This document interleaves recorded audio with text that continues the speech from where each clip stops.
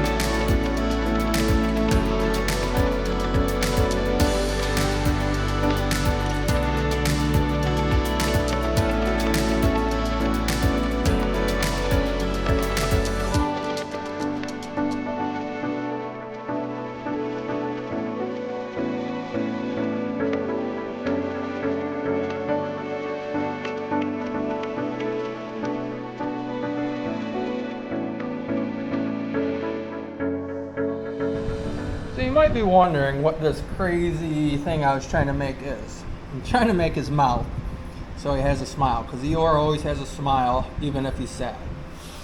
And then right there, this ring was my way of doing a transition from one color to another. Because if you remember any of Eeyore's pictures, this is one color, his muzzle is another color. So that's what my effect was trying to do. We'll see in the end if it works out nice. Like I said, this is all kinds of fun.